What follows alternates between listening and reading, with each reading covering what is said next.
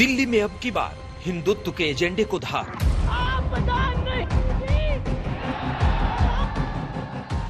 क्या किसी मंदिर के सुंदरीकरण की कार्य योजना को उन्होंने कभी आगे बढ़ाया? बीजेपी का जय श्री राम, किसका काम तमाम।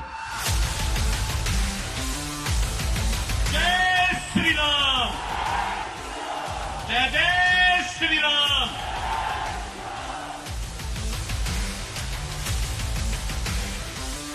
महाकुंभ का जिक्र, यमुना की फिक्र।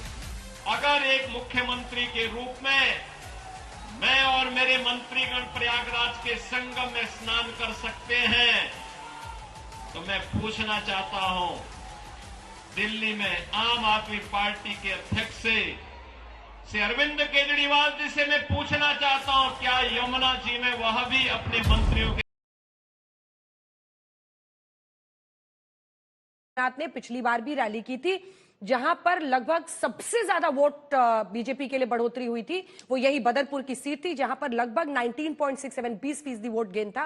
वो सीट बीजेपी जीती। करावल नगर भी जीती, यहां भी लगभग 17% के आसपास गेन था। लेकिन इसके बाद की कोई भी सीट गौरव जी वो जीत तो पाए नहीं, जहां जहां उन्होंने प्रचार किया था। 17% उनका स्ट्राइक रेट रहा जब 2020 में वो आए थे। और कह रही है प्रियंका जी कि ये दिल्ली में ये सब नहीं चलता है, बटोगे कटोगे टाइप का, यहां पढ़ोगे आगे बढ़ोगे वाला चलता है।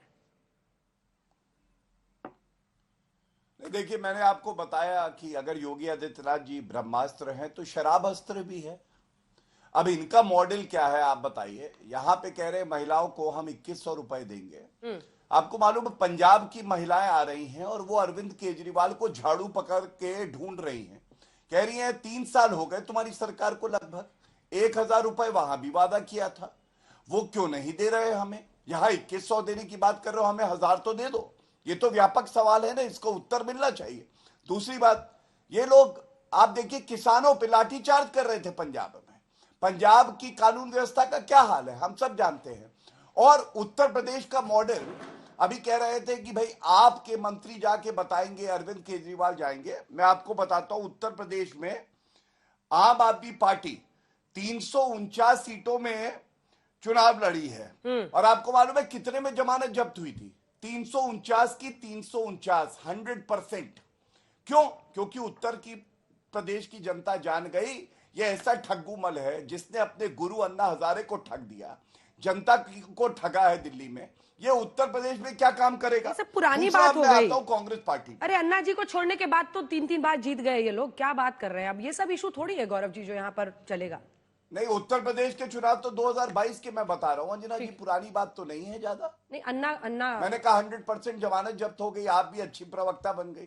खैर, अब बात सुनिए, कांग्रेस पे आते हैं। कांग्रेस की क्या हालत है मैं आपको बताऊं। वर्ल्ड कप का सेमीफाइनल चल रहा है, भाजपा सबसे आगे, एक और टीम खेल रही है। बीच में एक गिल्ली डंडा का प्लेयर आता है, बार बार चिल्लाने लगता है, तो उससे जनता पूछती है भाई तुम ये लाइव मैच में बीच में क्यों आते हो? तो वो कहता है मैं गिल्ली डंडा खेलता हूं, टीवी पे मेरी तस्वीर तो आती है, मैं चुनाव लड़ने थोड़ी ना आया हूं, जीतने थोड़ी ना आया हूं। ये तो अभी 6 महीने पहले अरविंद केजरीवाल की गोदी में बैठे हुए थे। अब सपा पे आते हैं। सपा हमें बताएगी, सपा तो ना 3 में ना 13 में नोटा से कम वोट पाते हैं। और अगर ब्रह्मास्त्र और शराबस्त्र की बात हो तो इनके पास टोटी अस्त्र है। अरे सपा को क्यों बुलाते हैं चुनाव में? अभी बाइपोल में 9 सीटों में 7-2 रहा, 2 सीटें जीत पाए थे। कुंभ की बुराई करेंगे, हिंदुओं से नफरत करेंगे, मुसलमानों का वोट इनको चाहिए, तो जनता जान गई है। खैर, समय ने जिसको नष्ट कर दिया उस पर मैं अपना समय नष्ट नहीं करना चाहता। सपा यहां है नहीं, कांग्रेस पार्टी है नहीं। आम आदमी पार्टी से जो मैंने प्रश्न पूछे हैं, कृपया करके हमें बता दें उन वादों का क्या हुआ जो आपने कहे थे। 20 कॉलेज के नाम बता दो, 20 अस्पताल के नाम बता दो, 500 स्कूल की लिस्ट अरविंद केजरीवाल को अपने ट्विटर हैंडल पे डाल देनी चाहिए।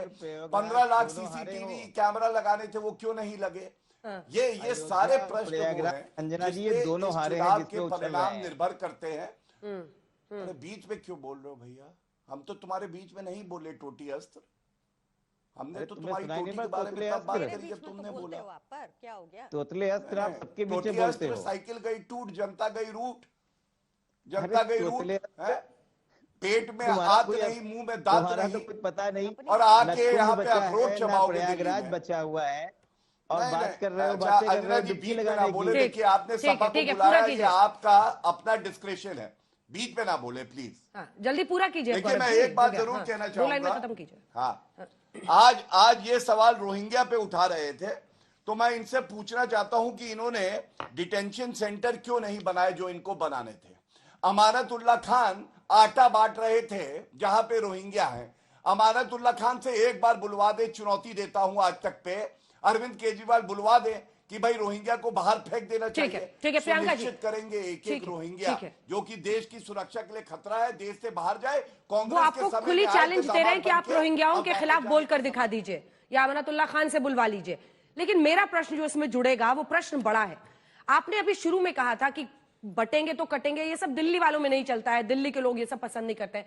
ऐसे ही महाराष्ट्र का हर नेता कह रहा था, यहां तक कि जो इनके साथी थे अजित पवार वो भी कह रहे थे। लेकिन अगर पूरे महाराष्ट्र के चुनाव में एक नारा सबसे ज्यादा गूंजा तो वो बटेंगे तो कटेंगे है, और ऐतिहासिक जीत वहां पर मिला एनडीए को। तीनों सहयोगियों ने जबरदस्त प्रदर्शन किया, मतलब ऐसा लगा कि प्रो इनकम्बेंट वहां सरकार बनी। ठीक है, तो फिर ऐसे में ये दिल्ली वाले नहीं पसंद करेंगे, ये सब कहना दूर की बात नहीं है। दोनों सवालों का जवाब। अंजना जी, मुझे लगता है कि महाराष्ट्र में बहुत सारी खबरें आई हैं उसके बाद कि लोकसभा चुनाव से लेकर विधानसभा चुनाव तक लगभग 44 लाख वोटर बढ़ गया। वो ये रोहिंग्या थे जो ये बस आ रहे हैं जगह जगह वोट के लिए, तो वो अलग चीज है। दूसरी बात, इन्होंने मुझसे रोहिंग्या पे सवाल पूछा, मैं कहती हूँ कि आपको डिटेंशन सेंटर बना के उनको यहाँ पे बिरयानी क्यों खिलानी है, उनको भेजो। डिपोर्ट क्यों नहीं कर रहे? अब तक कितने डिपोर्ट किए? 10 साल से तुम्हारे पास बॉर्डर सुरक्षा है, क्या कर रहे हो तुम? सो क्यों रहे हो? और सुनिए, एक तो आपने कहा ब्रह्मास्त्र छोड़ दिया, उनका लास्ट वेपन।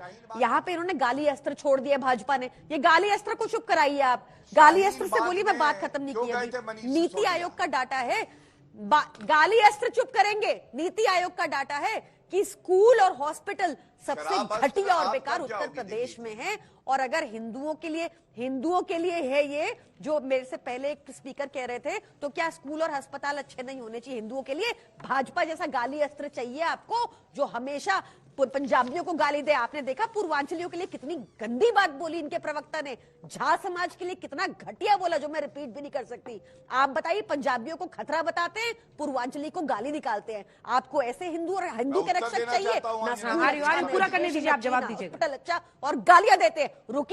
रुकिए, कल्पिए मत। जेपी नड्डा जी ने जो 3 प्रोजेक्ट बताए, मैं आपको उन प्रोजेक्ट की सच्चाई बता रही हूँ। 777 करोड़ का प्रगति टनल बनाया, जिसमें मोदी जी ने फोटो खिंचवाई, और पहली बारिश के बाद वो अनफिट फॉर यूज डिक्लेयर हो गया, और इनका विभाग कह रहा है 800 करोड़ लगेंगे ठीक करने के। दूसरा, जेपी नड्डा जी ने द्वारका एक्सप्रेसवे की बात बताई और स्वीकार किया बेशर्मी से कि 7500 करोड़ लगे, 550 करोड़ का बनना था। रिपोर्ट आई है कि पैसा खा गए ये करप्ट लोग।